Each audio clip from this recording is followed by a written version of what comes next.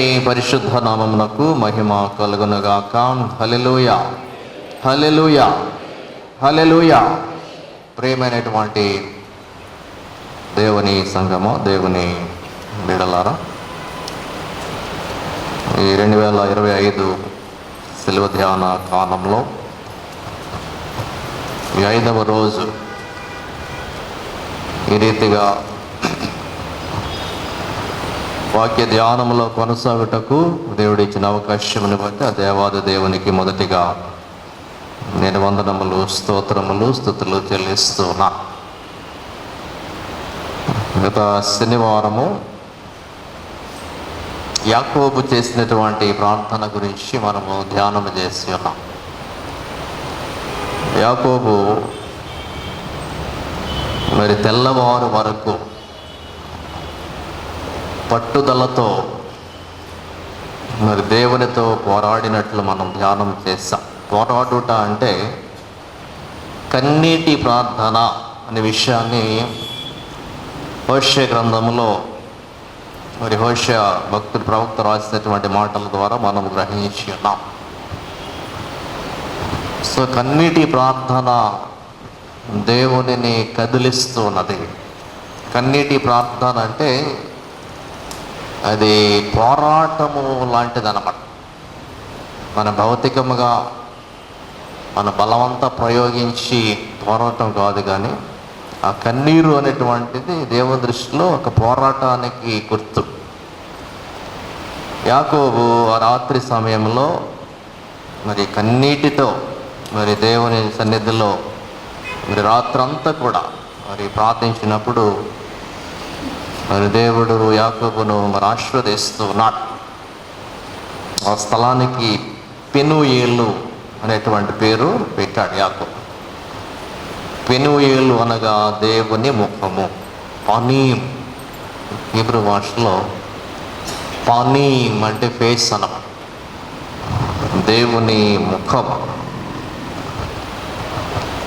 మరి యాకోబు యొక్క సంతోషము ఏమిటంటే ప్రార్థనలో, నేను దేవుని ముఖాన్ని చూసి కూడా నేను బ్రతికాను. అది చాలా సంతోషించింది ఆయన. అందుకే ఆ స్థలానికి పెనుయేలు, దేవుని ముఖము అని పేరు పెట్టాడు అన్నమాట. ఇటువంటి భక్తుల్లో మోషే భక్తుడు దేవుని ముఖము, దేవునిని ముఖాముఖిగా చూసినటువంటి వాడు. Face to face experience. ద్వితీయోపదేశకాండము 34వ అధ్యాయం 10వ వచనంలో ఇది సంథింగ్ స్పెషల్ అన్నట్లు రాశారు అన్నమాట.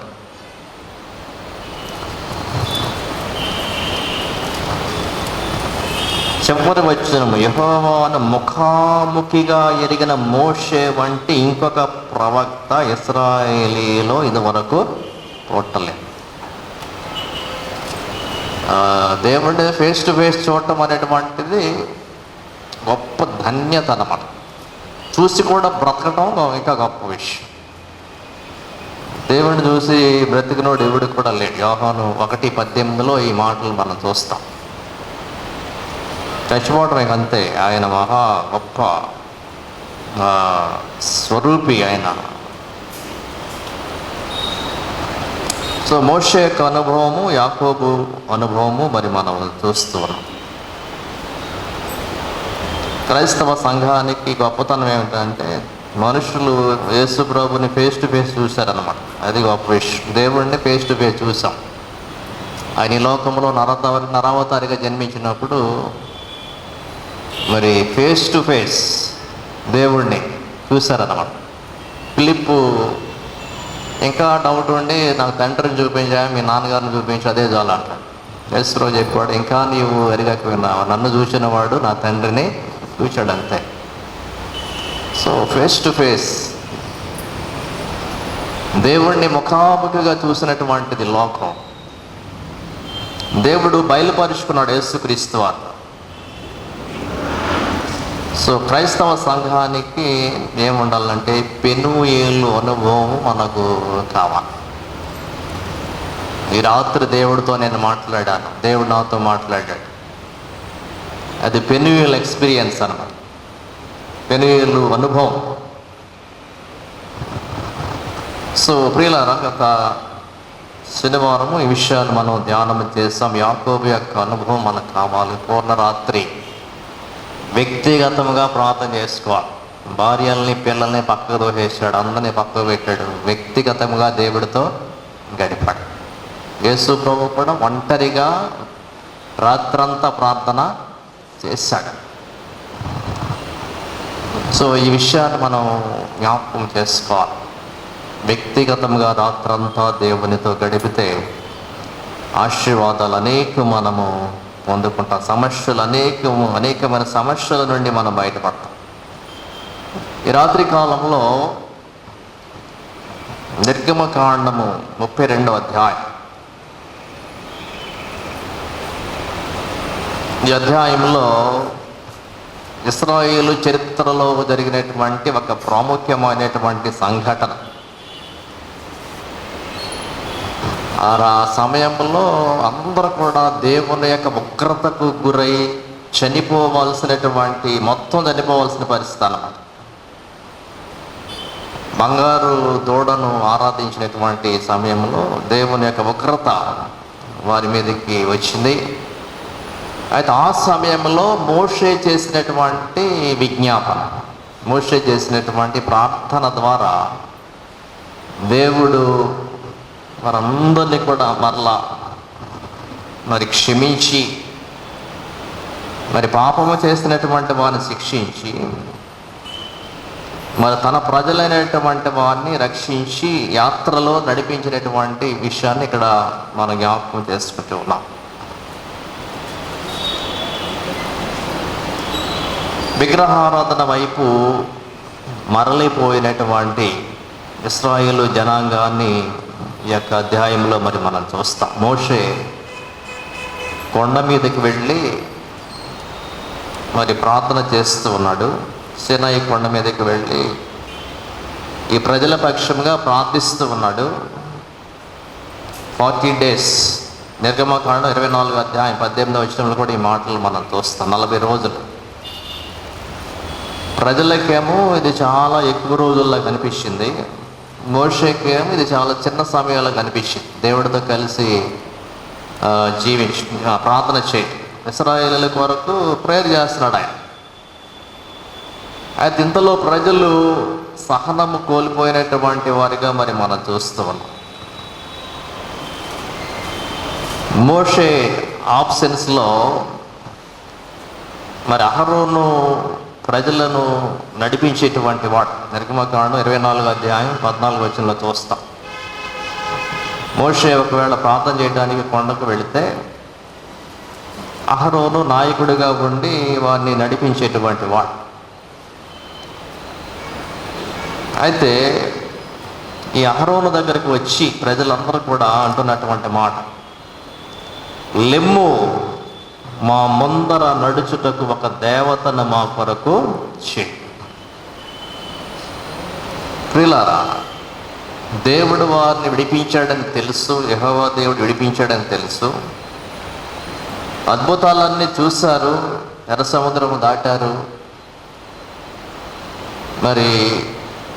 మన్నా అనుభవం తెలుసు, మారా మధురము ఇవన్నీ తెలుసు. అయినప్పటికీ కూడా సొంతగా ఒక విగ్రహం చేసుకుని దాన్ని ఆరాధించడానికి, అదే మమ్మల్ని విడిపించింది అని చెప్పడానికి వాళ్ళు ప్రయత్నం చేశారు. ఆ తర్వాత కాలంలో కూడా సమూయేలు గ్రంథంలో మనం చూస్తే అప్పటి వరకు దేవుడే వారు రాజు అన్న వాళ్ళు ఏం చేశారంటే, మాకు మానవ రాజు ఒకటి కావాలి, అందరికీ రాజులు ఉన్నారు, చుట్టుపక్కల అందరికీ రాజులు ఉన్నారు, మాకు కూడా ఒక రాజు కావాలి, పట్టుబట్టారనమాట. దేవుడు చెప్పాడు, రాజు గారు ఉంటే కనుక మీకు చాలా ఇబ్బందులు వస్తాయి, అతడు మిమ్మల్ని కొడతాడు, అతను రథం వెనకాల మీరు పరిగెట్టాలి, సరిగ్గా న్యాయం చెప్పడు, ఇవన్నీ చెప్పారు. అయినప్పటికీ కూడా వాళ్ళు మాట వినరు. సౌలును రాజుగా దేవుడు ఏర్పాటు చేస్తాడు. అయితే ఎప్పుడైతే వీళ్ళు డిమాండ్ చేశారో మా కొరకు ఒక దేవతను మాకు చేయించమని చెప్పి మోషే ఏమైపోయాడో మాకు తెలియదు అని చెప్తూ ఉన్నాడు. మరి అహరోను వెంటనే రెస్పాండ్ అవుతూ ఉన్నాడు. అహరోను కూడా కంట్రోల్ చేయలేకపోయాడు. మరి వెంటనే విగ్రహం అనేసరికి ప్రజలు దగ్గర ఉన్న బంగారం అంతా కూడా తీసుకొచ్చేస్తున్నారు. 3వ వచనాన్ని మనం చూస్తే, ప్రజలందరూ తమ చెవులనున్న బంగారు పోగులను తీసి అహరోను వద్దకు తెచ్చారు. అతను ఏమన్నాడు? మీ భార్యలకు, మీ కుమారులకు, మీ కుమార్తెలకు చెవులనున్న బంగారు పోగులను తీసి నా యొద్దకు తెమ్మని చెప్పాడు. అసలు ఈ బంగారం ఎక్కడిది? ఐగుప్తులో చివరి రోజు ఊరిని ఎరువు తెచ్చుకుని మళ్ళీ ఇచ్చేస్తామని చెప్పి తెచ్చుకున్నారన్నమాట. చూడండి, అసలు ఇక్కడదే మా వెళ్ళి దేవుడిని ఆరాధన మళ్ళీ తెచ్చి మీకు ఇచ్చేస్తాం, అలా అరువు తెచ్చుకుంటారు కొంతమంది. చాలా పొరపాటు అండి. ఉంటే వేసుకోవాలి, అయితే మానేయ రోడ్డు కూడా వేసుకోవాలి, అంతే తప్ప నాకు బంగారం లేదని చెప్పి ఎవరి దారికి వెళ్ళి బంగారం వేసుకుని, సరే ఆ కాంటెక్స్ట్ వేరు అనుకోండి. దేవుడు వాళ్ళకి ఇవ్వాలనుకున్నాడు, ఇచ్చాడు. ఎందుకంటే బండ చాకరీ చేయించుకున్నాడు పూర్వం. ఆ చాకరీ అంతటికి చివరిలో దేవుడు ఆ బంగారం అంతా వీళ్ళ దగ్గర బంగారం అంతా కూడా పట్టుకుంటారని చెప్పాడు అనమాట. చివరిగా లెక్కలు కట్టేసి పిఎఫ్ అన్నీ మొత్తం కట్టి ఇచ్చేసాడు బంగారం. సరే, దేవుడు ఇచ్చినటువంటి దాన్ని వీళ్ళు ఏం చేశారంటే విగ్రహానికి మరి ఉపయోగించటానికి వెంటనే ఇచ్చేస్తారు. ప్రత్యక్ష గుడారం నిర్మించేటప్పుడేమో ప్రీవిల్ ఆఫరింగ్, స్వేచ్ఛార్పణ అన్నారు. ఇక్కడ విగ్రహం అనేసరికి మొత్తం బంగారం అంతా ఇచ్చేయడానికి వాళ్ళు సిద్ధపడ్డారు. ముఖ్యంగా భార్య దగ్గర ఉన్న బంగారం తీయాలంటే చాలా కష్టం. అహరోను అది కూడా చెప్పాడు. ఏమన్నాడండి? మీ భార్యలకు అన్నాడు. మేడం గారి బంగారం అంత ఈజీగా ఇస్తారా? ఎవరు కదా తాగట్టు పెట్టుకుని మళ్ళీ ఇస్తారంటే ఇస్తారండి. మేము తెచ్చుకున్నాం, మా పుట్టిన నుండి తెచ్చాం, మేము నీ తెప్పలు నువ్వు కూడా చెప్తాను. కొంచెం మంచి అమ్మాయి అయితే సర్లే ఫోన్లో ఏడుతున్నాడులే మళ్ళీ ఇస్తాను అంటాడు కదా అని ఇచ్చేస్తాం. ఆ రోజు వాళ్ళు ఇచ్చేస్తారు. ఈ భార్య లేదు, కొడుకు లేదు, కూతురు లేదు, మొత్తం దేనికి? అది మంచి పని కాదు. విగ్రహం చేయటానికి అసలు ఎంత స్పీడ్గా రెస్పాండ్ అయ్యారో చూడండి. అసలు ఇక 4వ వచనంలో విగ్రహం చేసేసారు. పోగరతో రూపమును ఏర్పరిచి దానిని పోత పోసిన దూడగా చేస్తాను. అప్పుడు వాళ్ళు ఏమన్నారు? ఓ ఇశ్రాయేలు, ఐగుప్తు దేశం నుండి రప్పించిన దేవుడు ఇదే అని. ప్రజల యొక్క మైండ్ సెట్ ఇప్పుడు మనము గమనించినప్పుడు,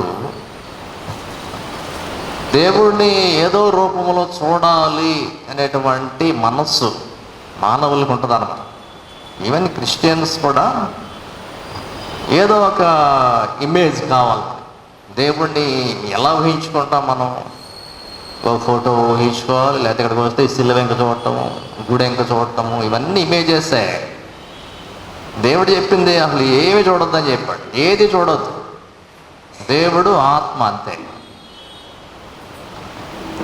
ఇప్పుడు యేసుప్రభు బొమ్మ మనం చూస్తాం కదా, ఎవడో ఊహించేసింది, అంతే. కరెక్ట్ పిక్చర్ అనే కాదు, గడ్డం వేసుకుని ఇదంతా ఉంటుంది కదా, ఊహించి వేసిందే తప్ప ఖచ్చితమైనటువంటి పిక్చర్ ఏం కాదు అది యేసుప్రభు. అని యేసుప్రభు కూడా చెప్పలా, నా శరీరానికి దండం పెట్టండి అని ఎప్పుడు చెప్పలేదు.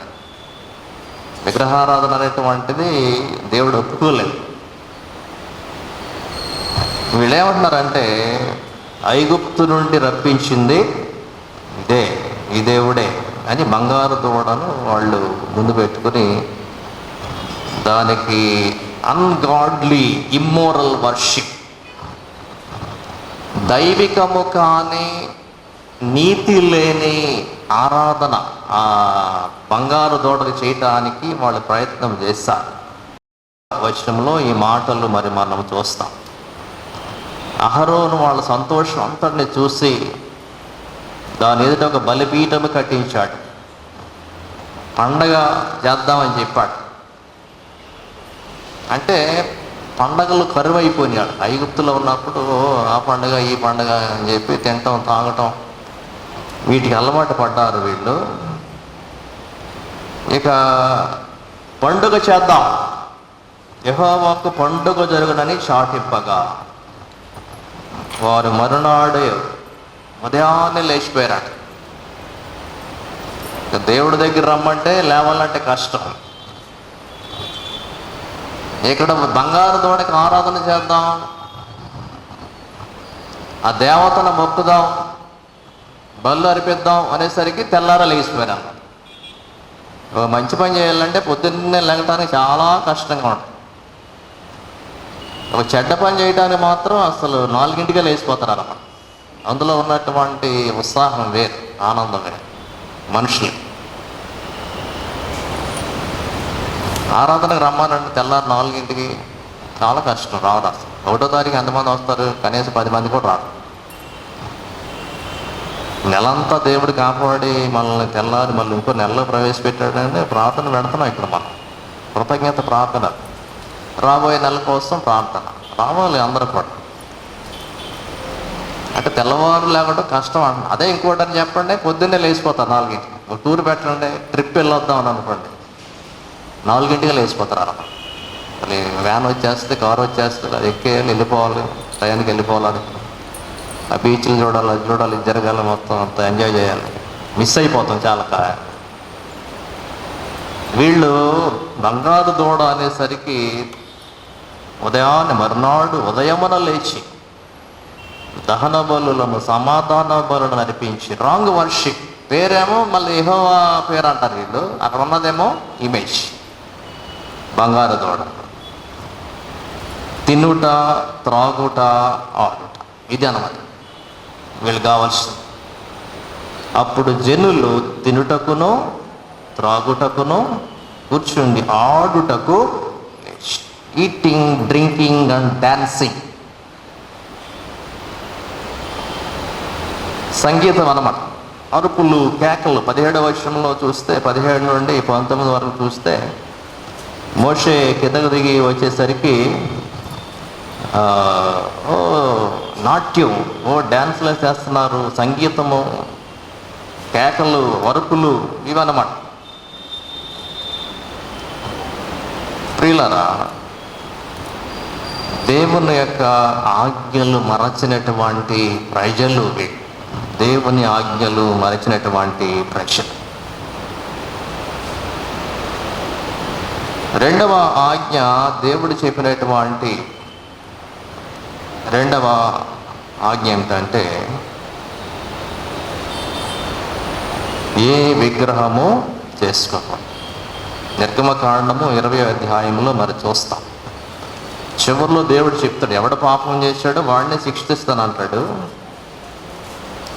పాపము అంటే ఇక్కడ ఏమిటంటే ఆజ్ఞ అతిక్రమమే పాపము. ఏమిటి ఆజ్ఞ?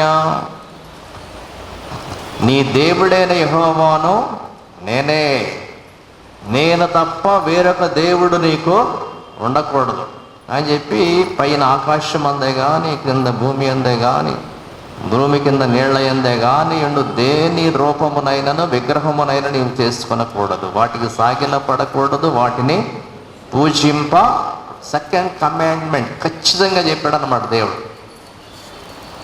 విగ్రహారాధన అనేటువంటిది చేయకూడదు. కానీ వీళ్ళు ఏం చేస్తున్నారు? తెల్లారి లేచి తినటం, తాగటం, విగ్రహం ముందు గంతులు వేయటం, ఇది చేస్తున్నారు అన్నమాట. ఎందువల్ల అంటే అబ్రహాం కూడా ఏ కల్చర్ నుండి వస్తున్నాడు? పాలిథియిజం అంటే అనేక దేవుళ్ళని, దేవతలను పూజించేటువంటి, ఆ చంద్రదేవుడిని పూజించేటువంటి ఆ కల్చర్లో నుండి వచ్చాడు అబ్రహాం. అంటే ఆ రక్తంలో అది ఉండిపోయింది. ఏది? దేవుళ్ళని, దేవతల్ని, సృష్టిని పూజించేటువంటి ఉండిపోయింది అందులో.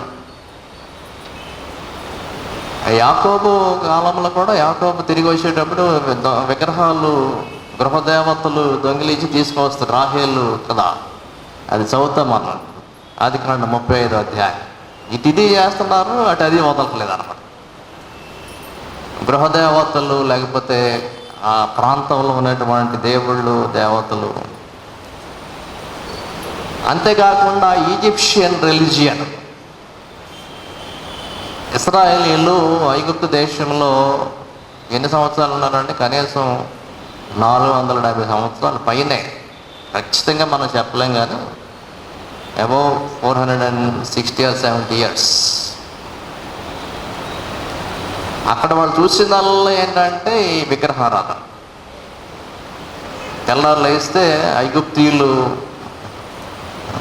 దోళ్ళ పశువులను వారు ఆరాధిస్తూ ఉన్నారు. మన ఇండియన్ కల్చర్లో కూడా ఇది మనం చూస్తాం. మరి ఆవుల్ని ఏమన్నంటే ఊరుకోరు, గోమాత అంటారు, లేకపోతే గోవుల్ని వధించిన ఊరుకోరు. గో సంరక్షణ సమితి చూస్తాం. ఎందుకంటే దేవుడి కింద భావించినటువంటి కల్చర్ ఇది కూడా. ఎందుకంటే వాటి మీద బతుకుతున్నాం కాబట్టి అది కూడా మనకి పోషణ. అంతేగా, ఒక 100 ఆవులు 100 గేదెలు ఉంటే ఆ కోటీశ్వరుడే. ఒక గేదె ఎంత అంటే వాళ్ళ ₹1,00,000 పైన ఉంది ఒక గేదె. 2 గేదెలు ఉంటే చాలు, సాఫ్ట్వేర్ ఉద్యోగం కూడా అక్కర్లేదు, బతికేసి గోల్డ్ డబ్బు వస్తుంది. అది తెలియక మనము చదివేసుకుని చేస్తున్నాం ఏదో మొత్తం. అది మా చిన్నప్పుడు పరిచయం చెప్పేవాడు, మాస్టర్ చదివేందుకు డాష్ డాష్ అని 10 ఆవులు కాసుకున్న పాశ్యము దొరుకుని అనేవాడు. అంటే పశు సంపద అనేటువంటిది మనకి పోషణ ఇస్తుంది, బతికిస్తుంది.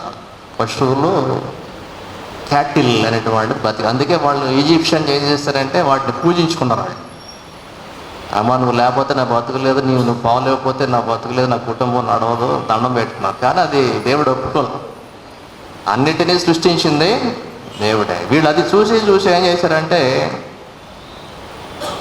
వీళ్ళు కూడా బంగారు దూడని చేసుకుని దాన్ని పూజించడానికి వీళ్ళు ప్రయత్నం చేశారు.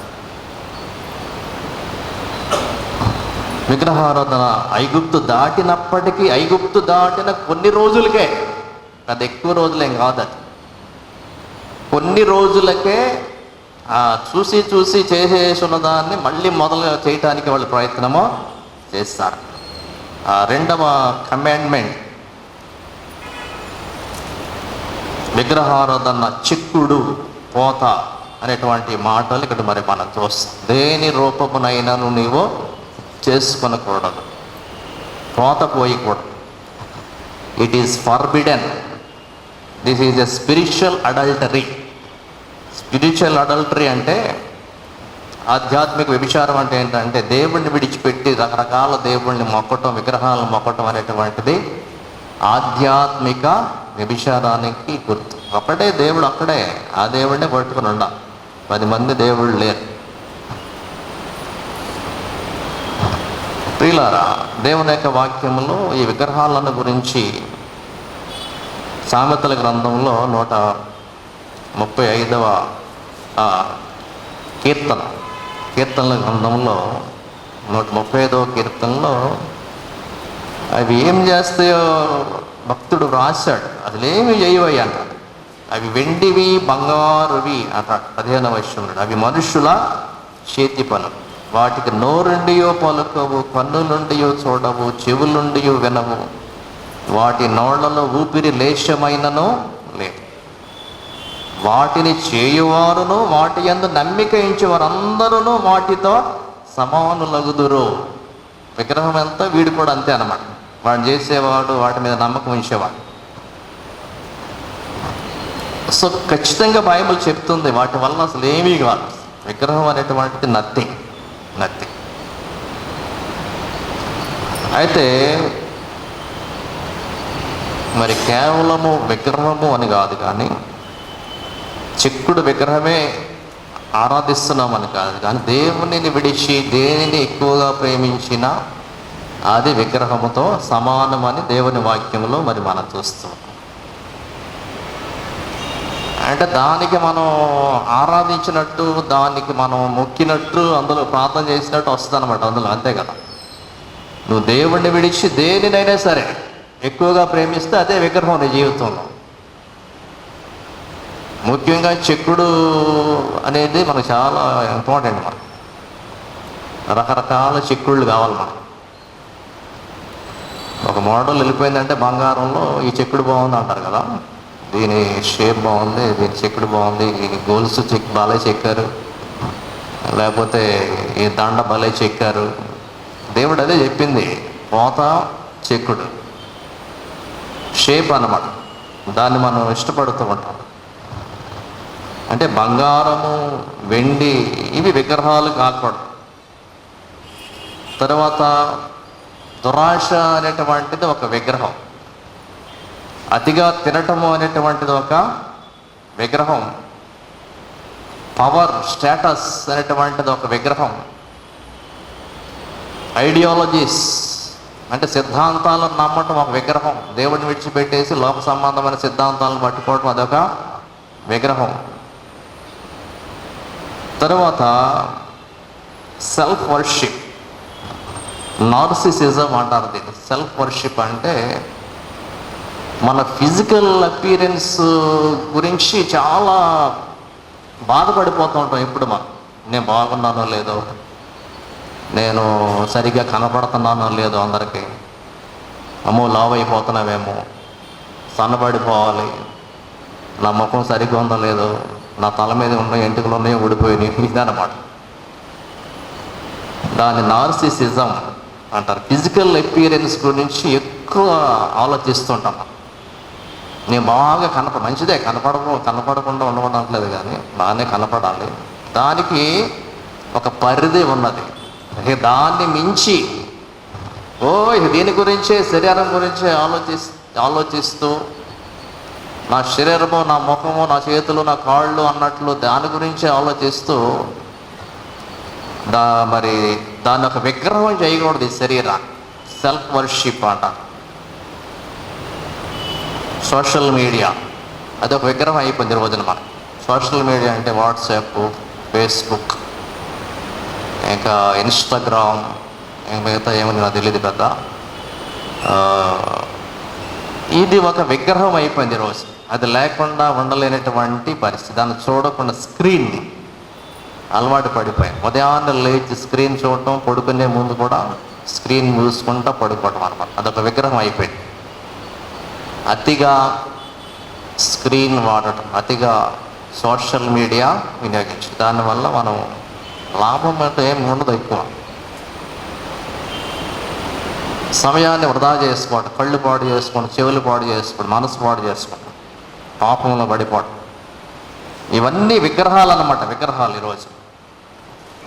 అయితే మనము సబ్జెక్ట్లోకి వెళ్ళినప్పుడు దేవుడు ఏది పాపమని చెప్పాడో దాన్నే చేయటానికి వాళ్ళ ప్రయత్నము.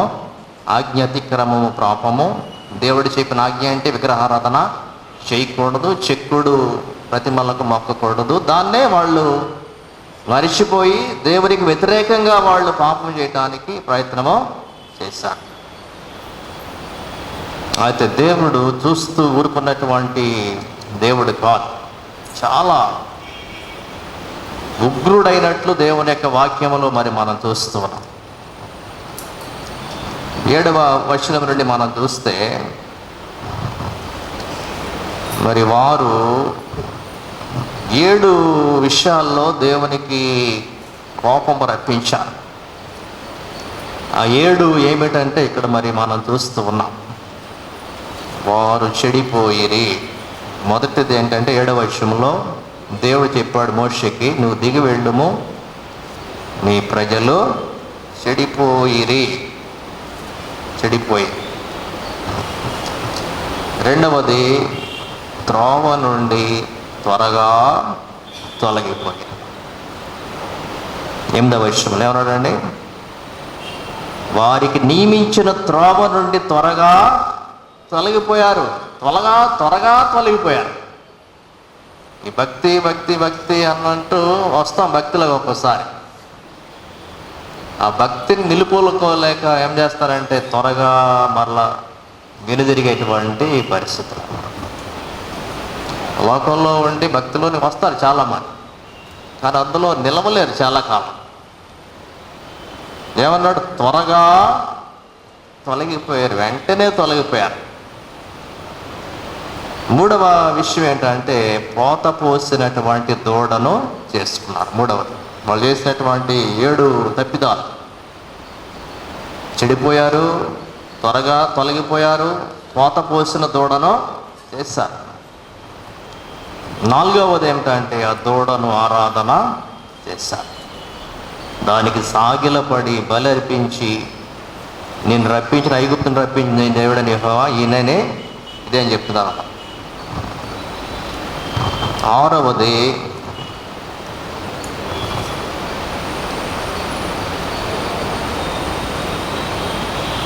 ఐగుప్తు నుండి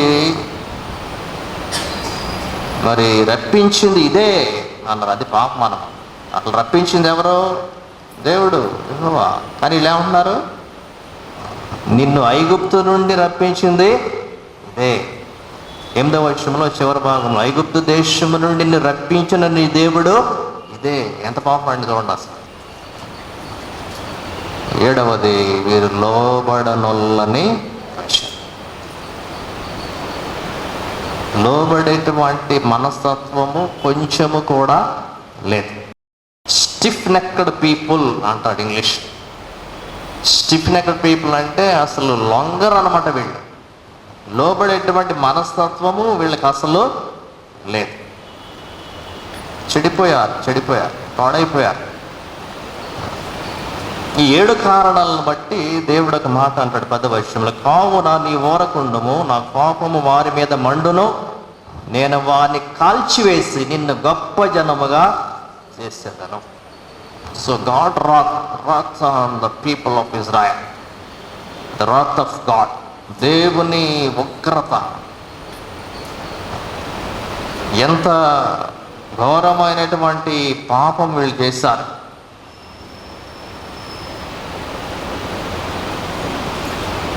మోషేను ఒక మాట అంటాడు, ఊరుకోయా, నీకెందుకు, నువ్వు కామ్గా ఉండు, నువ్వేదో నన్ను చల్లార్చడానికి ప్రయత్నం చేస్తున్నావు, కానీ వీళ్ళని కాల్ చేసి నిన్ను గొప్ప జనముగా చేస్తాను అంటే మోషేకి ఎలా ఉంటుందండి? అంటే మామూలుగా ఆలోచించేవాడికైతే ఎలా ఉంటుంది? ఇది ఒక శోధన.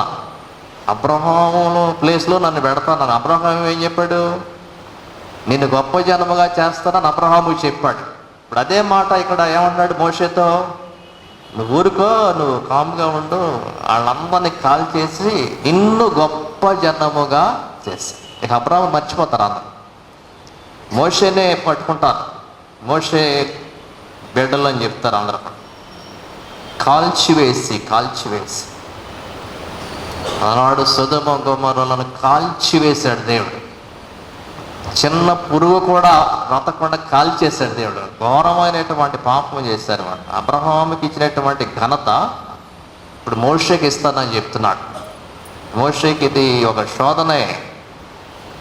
వాళ్ళని చంపేసి నన్ను గొప్ప జనముగా చేస్తానంటున్నాడు. సరే, దేవుడు ఇష్టం కదా అని అనుకోలే మోషే. ఈ 11వ వచనం నుండి మరి 14 వరకు వచనాల్లో పోస్ట్ ఇంటర్సెషన్ మోషే చేసినటువంటి మొదటి విజ్ఞాపన ప్రార్థన ఇందులో ఉన్నారు. 11వ వచనం నుండి 14వ వచనం వరకు మోషే బతిమలాడుతూ ఉన్నాడు. మోషే కొన్ని ఆర్గ్యుమెంట్స్ పెడుతున్నాడు. దేవుని కోపము మండింది అనే మాట 10వ వచనంలో చూస్తున్నా. కోపము వారి మీద మండును. ఇప్పుడు మానవుని కోపం చల్లార్చడానికి దేవుడు ప్రయత్నం చేస్తాడు, కానీ ఇక్కడ ఏం జరుగుతుందంటే దేవుడి కోపాన్ని చల్లార్చడానికి మోషే ప్రయత్నం చేస్తున్నాడు. అసలు దేవుడికి కోపం ఎంత వస్తుంది అని మనం చూస్తే, ఆయన కోపము నిమిషం మాత్రము ఉండును. 30వ కీర్తనలో చదువుతాం. 103వ కీర్తనలో 9వ వచనంలో హీ స్లో టు యాంగర్. కోపం వచ్చినప్పుడు ఆయనకి ఎట్లా వస్తుందంటే స్లోగా కోపడతాడంట. ఆయన మరీ ఎక్కువ పెద్ద నాశనం చేసేంత కోపం ఆయన ఎల్లప్పుడూ, ఆయన నిత్యము కోపించేవాడు కాడు. అంటే అస్తమానం కోపగించాడు. 145వ కీర్తన 8వ వచనంలో కూడా మనం చూస్తే వీడు ఎంత విసిగించి ఉంటే అంత కోపం వచ్చింది ఆయనకి. ఎంత కోపం? కాల్ చేస్తాను అన్నంత కోపం. చాలా విసిగించుంటారు. దీర్ఘశాంతం కలిగినవాడు దేవుడు. అసలు లాంగ్ సఫరింగ్ అంట, గాడ్ ఆఫ్ లాంగ్ సఫరింగ్. దీర్ఘశాంతం కలిగినటువంటి వాడు. చిడుక్కుని కోపం తెచ్చేసుకుని ముక్కు మీద కోపం అన్నట్లు చేయడం అట్లా దేవుడు ఎప్పుడు. చాలా ఓపిక, సహనము కలిగి ఉన్నటువంటి దేవుడు. అయినా కానీ అటువంటి దేవుడిని ఎంతగా విసిగించారు వీళ్ళు, ఎంతగా విసిగించారు. అయితే మోషే దేవుని వద్దకు వచ్చి మరి ఒక 3 ఆర్గ్యుమెంట్స్ చేస్తూ ఉన్నాడు. 3 arguments of Moses to save his people. మొదటిగా మనం చూస్తే 11వ వచనంలో, యెహోవా నీవు మహాశక్తి వలన బాహుబలము వలన ఐగుప్తు దేశం నుండి రప్పించి నీ ప్రజల మీద నీ కోపము మండనేలా. అంటే నువ్వే కదా రప్పించింది. నీ బాహుబలము, నీ శక్తి, నీ ప్రభావము ద్వారా మరి గొప్ప కార్యాలు జరిగించి ఐగుప్తు దేశము నుండి నీవు వారిని విడిపించావు. నువ్వే కదా విడిపించింది. మళ్ళీ చంపేస్తే ఎక్కడ చంపేయచ్చు కదా, ఇక్కడ దాకా తీసుకొచ్చి మళ్ళీ ఇక్కడ చంపాల్సినంత అవసరం ఏముంది? ఇక్కడ ఒక విషయాన్ని మనం చూస్తే 11వ వచనంలో నీ ప్రజల మీద నీ కోపము అన్నాడు. ఎవరండి? మోషే. 7వ వచనాన్ని మనం చూస్తే, సరిగ్గా చూస్తే, దేవుడికి వీళ్ళ ఎంత కోపం వచ్చిందంటే అసలు నా ప్రజలే కాదన్నట్టు ఏమన్నాడు అక్కడ మోషేతో? నీవు రప్పించిన నీ ప్రజలు అన్నాడు. అంటే దాని అర్థం ఏంటి? నో లాంగర్ మై పీపుల్, వీళ్ళు నా ప్రజలు కాదు, నీ ప్రజలు. నువ్వే రప్పించావు ఐగుప్తు నుండి. నీ ప్రజలయ్యా, నా బిడ్డలు కాదు వాళ్ళు. నేను ఒప్పుకోను నా బిడ్డలు అంటే. ఎందుకంటే నా బిడ్డ అయితే నా మాట వింటాడు, నా బిడ్డ అయితే నా ఆజ్ఞ పాటిస్తాడు. వీళ్ళేం పాటించట్లేదు. నీవు రప్పించిన నీ ప్రజలు. కానీ మోషే ఏమన్నాడు ఇక్కడ మళ్ళీ 11వ వచనంలో? అమ్మమ్మో నా బిడ్డలు కదా బాబు, నన్ను అన్నావు నువ్వు, నా బిడ్డలు కదా. ఏమన్నాడు ఇక్కడ? ఐగుప్తు నుండి రప్పించిన నీ ప్రజల మీద, నీ బిడ్డలయా వాళ్ళు అంటున్నాడు. అంటే ఒకళ్ళ మీద ఒకళ్ళు దోసుకుంటారు. ఒక బిడ్డ నాకు నిలబెట్టి ఏమంటారు? నీ బిడ్డ నాది కాదంటే నాది కాదా? ఏమైపోతాడు బిడ్డ? ఎవరోడు ఒప్పుకోలుగా. అంటే వాళ్ళ పరిస్థితి ఏమైందంటే orphan. At this point they are orphans. ఎవడో ఒప్పుకోవట్లా. నేను ఎవరు బిడ్డో నాకే తెలియట్లా. ఎవడోడు చెప్పండా నేను మీ బిడ్డని అన్నట్టు ఉన్నాను అనమాట అక్కడ. మోషే ఏమో వెళ్ళండి మీరు దేవుని బిడ్డలు అంటే, దేవుడు ఏమన్నా లేదు నా బిడ్డలు కదా, మోషే దగ్గరికి వెళ్ళండి మీ, మోషే పిల్లలు మీరు, నన్ను వదిలేశారు మీరు, నా ఆజ్ఞ పాటించాల. ఆ పాయింట్లో వాళ్ళ పరిస్థితి ఏమైందంటే అనాథలుగా మిగిలిపోయారు. అసలు దేవుడు యేసుప్రభువు చెప్పింది ఏంటంటే, మిమ్మల్ని నేను అనాథలుగా విడివను, పరిశుద్ధాత్మను పంపిస్తారు. కొత్త నిబంధనలు వచ్చేసరికి ఆ వాగ్దానం చూస్తాం. కానీ దేవునికి వ్యతిరేకంగా కనుక ఉంటే మన పరిస్థితి ఏమైందంటే రెండింటికి చెడ్డ రేవడు అన్నట్లు అయిపోద్దాం. ఎటు కాకుండా అయిపోద్ది మన పని. దేవుడు ఒప్పుకోడు, ఇంకెవరో ఒప్పుకోరు. అసలు నువ్వు అనాథం అయిపోతావు అంతే. ఆధ్యాత్మికమైనటువంటి అనాథం నువ్వు. వదిలేస్తాడు దేవుడు, నిర్దాక్షిణ్యంగా వదిలేస్తాడు అంతే. ఇది మొదటి ఆర్గ్యుమెంట్. రెండవది ఏంటంటే మోషే చెప్పేది, ఐగుప్తీయులు అతిశయిస్తారు. 12వ వచనం, ఆయన కొండలలో వారిని చంపునట్లును భూమి మీద నుండి వారిని నశింపచేయనట్లును కీడు కొరకే వారిని తీసుకొని పోయిన ఐగుప్తీయులు ఎలా చెప్పుకొనవలెను. చూసావా, ఇక్కడి నుండి తీసుకెళ్ళాడు, అక్కడ చంపేశాడు కదా. ఐగుప్తీయులు చాలా అతిశయిస్తారంట, సంతోషిస్తారంట. ఇక్కడేమంటే బతికుండోళ్ళు కదరా బాబు, ఎందుకు వెళ్ళారు అక్కడ? మోషే మాట నమ్మి ఐగుప్తీయులు ఎలా చెప్పుకొన వాళ్ళెన్నో. ఈజిప్షియన్కి ఇది పెద్ద న్యూస్ అవుతుంది అనమాట. సరే వెళ్ళారురా బాబు, మధ్యాహ్నంలో చంపేసాడు వాళ్ళ దేవుడు, పెద్ద న్యూస్ అవుతాడు. మూడవది ఏంటంటే అబ్రహాము ఇస్రాయేలులను జ్ఞాపకము చేసుకో. మనకు నువ్వు వాగ్దానం చేసావుగా, ఏం చేసావు? ఆకాశ నక్షత్రముల వల్లే మీ సంతానము అభివృద్ధి చేసి కదా, నేను చెప్పిన ఈ సమస్త భూమిని మీ సంతానమున ఇచ్చేదనని, దానికి హక్కుదారులు అవుతారని వారితో ప్రమాణం చేసావు కదా నువ్వు. ఆ ప్రమాణం ఏమైపోద్ది? ఆ ప్రమాణమును జ్ఞాపకము చేసుకో. నువ్వే చేసావు ప్రమాణం అబ్రహాము, ఇస్సాకు, ఇశ్రాయేలుకు. జ్ఞాపకము చేసుకొనుము. రిమెంబర్. జకర్యా అంటే రిమెంబరెన్స్. దేవుడు జ్ఞాపకము చేసుకుని, నేను వచ్చే వరకు నన్ను జ్ఞాపకము చేసుకున్నట్టు దీనిని మీరు చేయండి. ఏమి జ్ఞాపకం చేసుకోవాలి? యేసుప్రభు శిలువ మరణాన్ని మనం పునరుద్ధానాన్ని జ్ఞాపకము. ఇప్పుడు దాకా ఆయన వచ్చే వరకు, రెండవ రాకడ దాకా దాన్ని జ్ఞాపకము చేసుకోవాలి, మర్చిపోకూడదు. చాలా గొప్ప కార్యం ఆయన చేసినటువంటి శిలువ కార్యం, శ్రమ. సో 3 ఆర్గ్యుమెంట్స్ పెట్టాడు దేవుడి ముందు. మొదటిది, నువ్వు ఐగుప్తు నుండి విడిపించావు, నీ ప్రజల వాళ్ళు నా ప్రజలు కాదు. రెండవది, ఐగుప్తీయులు సంతోషించేటట్లు నువ్వు దాన్ని చేయొద్దు. మూడవది, అబ్రహాము, ఇస్సాకు, ఇశ్రాయేలుని జ్ఞాపకము చేసుకో. వీళ్ళందరినీ చంపేస్తే ఇంకా సంతానమే అభివృద్ధి చెందుద్ది కదా. సంతానం లేదు, ఏమీ లేదు, అక్కడితో క్లోజ్. యూదులే అనేవాళ్ళే ఉండరు. ఈ 14వ వచనాన్ని మనం చదివితే, అంతటా యెహోవా తన ప్రజలకు చేసేదనని చెప్పిన కీడును గూర్చి సంతాపపడి.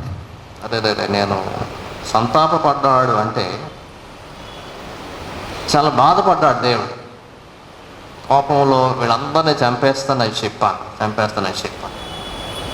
సో దేవుని యొక్క ప్రేమ ఇక్కడ మనం చూస్తే, మనము విజ్ఞాపన చేస్తే దేవుడు చెయ్యాలనుకున్నటువంటి కీడు, లేకపోతే ఆ చంపాలి అనేటువంటి ఉగ్రత వచ్చి చూసారా, ఆ ఉగ్రత చల్లార్చబడుచున్నట్లు ఇక్కడ మరి మనము చూస్తూ ఉన్నాం. సో విజ్ఞాపనలో ఉన్నటువంటి పవర్, శక్తి అటువంటిది అన్నమాట. దేవుడు ఎంత కోపముగా ఉన్నా ఒక వ్యక్తి తరపున మనం విజ్ఞాపన చేస్తున్నప్పుడు, ఆ విజ్ఞాపన ద్వారా కొంత దేవుని యొక్క కోపాన్ని మనము తగ్గించడానికి అవకాశం ఉన్నది. క్రీస్తు ప్రేమ ఇందులో మనము చూస్తూ ఉన్నాం. అయితే 19వ వచనము వచ్చేసరికి మోషే కూడా ఇవన్నీ కూడా చూశాడు. ఆయన కిందకి దిగి వచ్చేటప్పుడు దేవుడు వ్రాసినటువంటి రాతి పలకలు, దేవుడు చేవ్రాతతో దేవుడే చేశాడు, దేవుడే రాశాడు. 15వ వచనం చూస్తే 10 ఆజ్ఞలు గల పలకలు అనమాట. ఆ పలకలు దేవుడు చేసినవి. ఆ పలకల మీద చెక్కబడిన వ్రాత దేవుని వ్రాత. సో ఇందాకేమో చెక్కొద్దన్నాడు, ఇప్పుడు దేవుడు ఏం చెక్కాడు? దేవుని ఆజ్ఞలు చెక్కాడు అన్నమాట. మన హృదయము అనేటువంటి పలక మీద దేవుని ఆజ్ఞలు మనము చెక్కుకోవాలి. చెక్కుడు అనేటువంటిది చెరిపేసేది కాదు. మనం చాక్ పీస్తో రాసింది వేరు, పెన్సిల్తో రాసింది వేరు, చెరిపేసేయాలి. కానీ సిరాతో రాసింది లేకపోతే చెక్కింది అవి చెరపలేం మనం. అంటే దేవుని మాటలు, దేవుని ఆజ్ఞలు అనేటువంటివి మన హృదయంలో చెక్కబడాలి.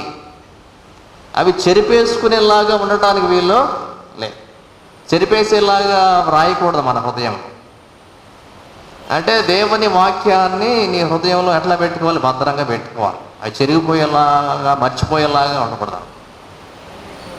మర్చిపోలేనంతగా మన హృదయం అనే పలక మీద వాటిని మనము చెక్కుకోవాలి. ప్రియులారా, మరి 31వ వచనం నుండి మనము గమనిస్తే, మోసెస్ సెకండ్ ఇంటర్సెషన్, మోషే యొక్క 2వ విజ్ఞాపన. 11వ వచనం 14 వరకు మొదటి విజ్ఞాపన చేశాడు. మొదటి విజ్ఞాపన ద్వారా దేవుడు ఏం చేశాడు? సంతాపపడ్డాడు. కీడు చేయకుండా సంతాపడి కంట్రోల్ అయ్యాడు అనమాట. ఇక రెండవ విజ్ఞాపన 31 నుండి ఈ చివరి వరకు ఉన్నటువంటి 35 వరకు వచనాల్లో ఈ విజ్ఞాపన మరి మనం చూస్తూ ఉన్నాం. Moses bold request on behalf of the people. మోషే ధైర్యంగా అడుగుతున్నాడు దేవుని వద్దకు మరి వచ్చి.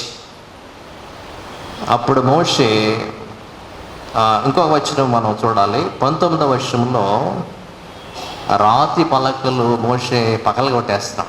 అది కూడా ఒక ప్రాముఖ్యమైనటువంటి విషయం.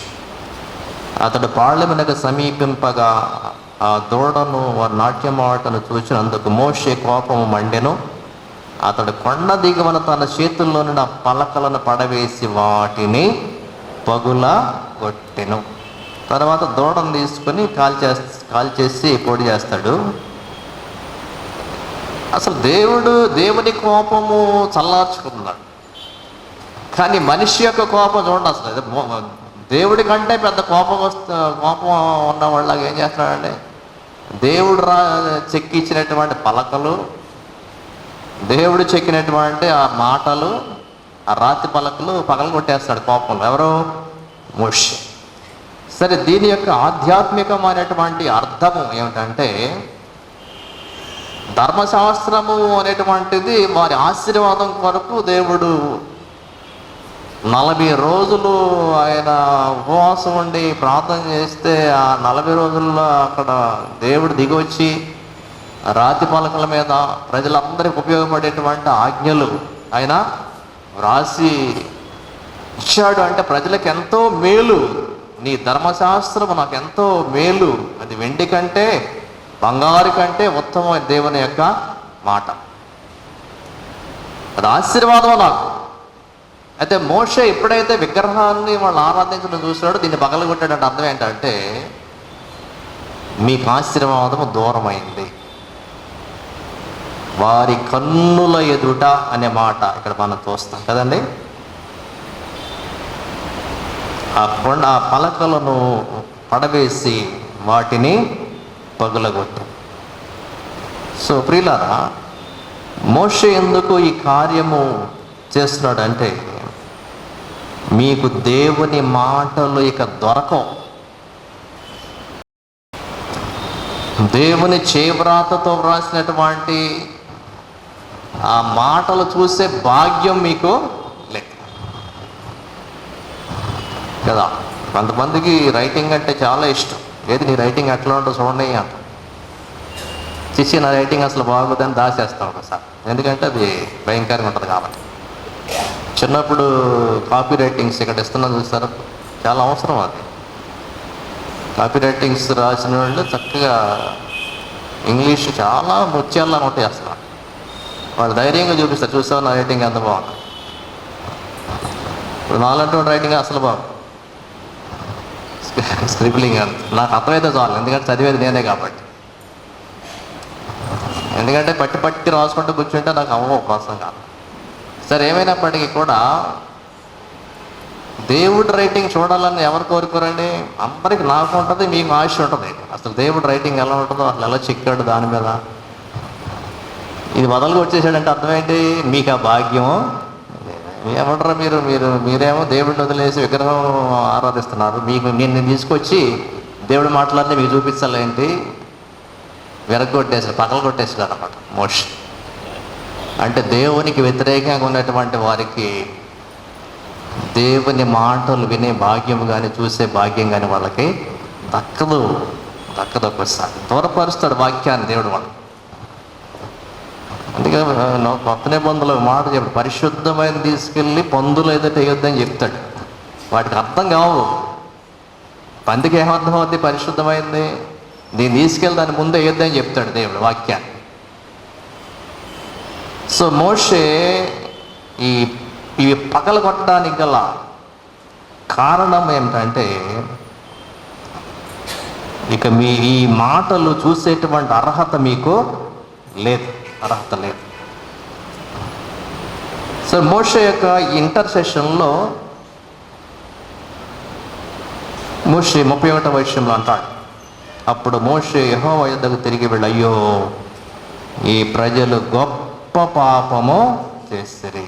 ఏమిటా పాపం అంటే వారు బంగారు దేవతను తమ కొరకు చేసుకొని. గొప్ప పాపం అంటే విగ్రహారాధన అనేటువంటిది ఎటువంటి పాపం అంటే అది గొప్ప పాపం, మామూలు పాపం కాదన్నమాట. అసలు it's not an ordinary sin. గొప్ప పాపం చేస్తారు వీళ్ళు నీకు వ్యతిరేకంగా, గొప్ప పాపం. అది మనము గ్రహించాలి. లోకంలో ఎవరైతే విగ్రహారాధన చేస్తూ ఉన్నారో వాళ్ళందరూ ఏం చేస్తున్నట్లు గొప్ప పాపములో ఉన్నారు. వాళ్ళు తెలియక వాళ్ళు చేస్తూ ఉన్నారు, తెలియక చేస్తూ ఉన్నారు.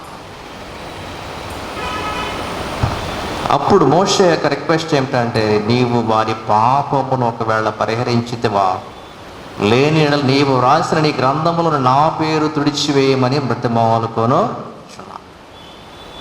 ఇప్పుడు మోషే వంతు వచ్చింది. ఇందాక దేవుడు అన్నాడు వాళ్ళందరినీ చంపి నిన్ను గొప్ప జనం చేస్తా అన్నాడు. ఇప్పుడు మోషే ఏమంటాడంటే, నన్ను చంపేసేయి, ఈ ప్రజల మీదకు శిక్ష రాకుండా ఉండాలి అంటే పోనీ కనీసం నన్నన్నా చంపేసి వీళ్ళని రక్షించు, లేకపోతే వారితో పాటు నన్ను కూడా శిక్షించు.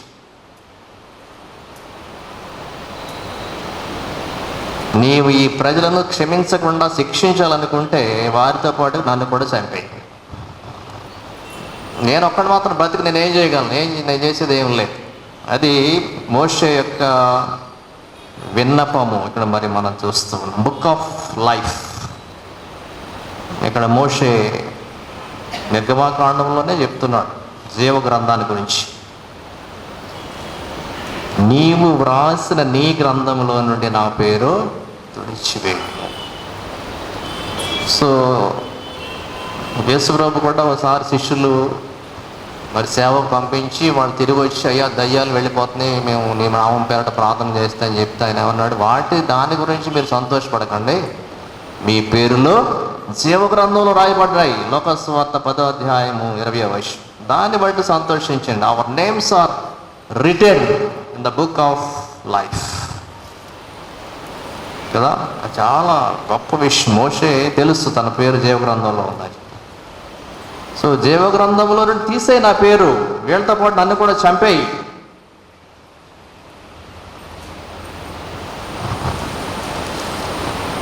ప్రకటన గ్రంథంలో సార్దీస్ సంఘానికి రాస్తున్నప్పుడు ప్రకటన గ్రంథం 3వ అధ్యాయంలో ఈ జీవగ్రంథం గురించి చెప్తాడు. ప్రకటన గ్రంథం 3వ అధ్యాయం 5వ వచనంలో, జీవగ్రంథముల నుండి అతని పేరు ఎంత మాత్రమును తుడిపి పెట్టక నా తండ్రి ఎదుటను ఆయన దూతల ఎదుటను అతని పేరు ఒప్పుకుంది. So we have to believe all these things. మన పేర్లు జీవగ్రంథములో వ్రాయబడి ఉన్నవి, దాన్ని మనము నమ్మాలి, విశ్వసించాలి.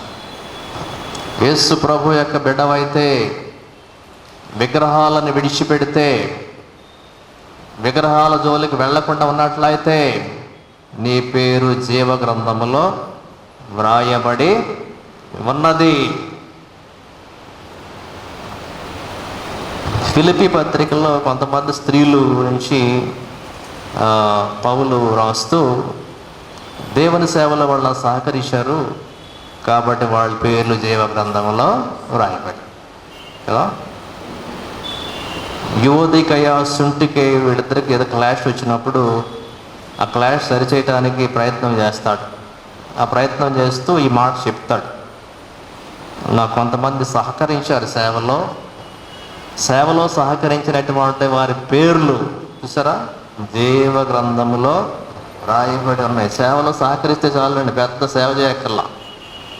పాస్టర్ గారికి కొంచెం సేవలో సహకరిస్తే చాలు, పేర్లు ఎక్కడ రాస్తారంట? జీవ గ్రంథములో. ఎంత గొప్ప సేవ అయితే. సేవకు ఆటంకంగా ఉండకూడదు. సేవ చేసేటువంటి వారికి సహకారులుగా మనం ఉంటే చాలు.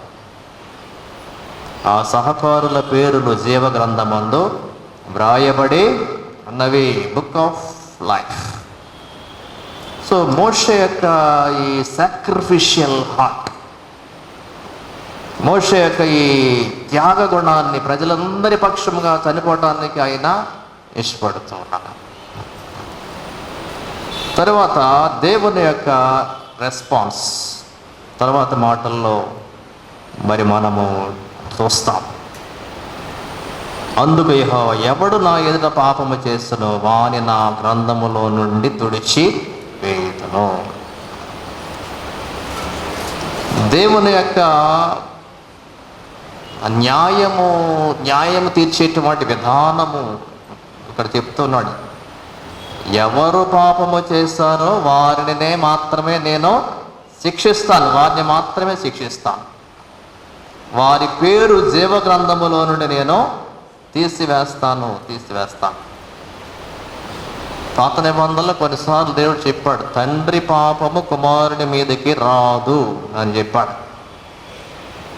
ఒక సందర్భంలో కొన్ని తరాల వరకు వస్తుంది అన్నాడు. యెహెజ్కేలు గ్రంథములో 18వ అధ్యాయం 20వ వచనంలో ఈ మాట చెప్తాడు, ఎవరి పాపము వారే వహించాలి.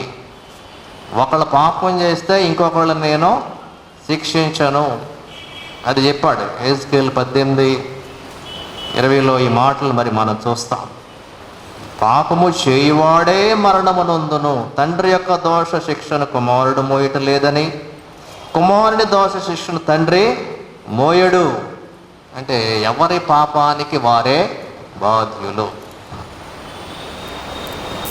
తరువాత ఇక దేవుడు మోషేకి ఇచ్చినటువంటి మరి వాగ్దానంలో, కాబట్టి నీవు వెళ్ళి నేను నీతో చెప్పిన చోటికి ప్రజలను నడిపించుము, కనాను వైపు నడిపించు.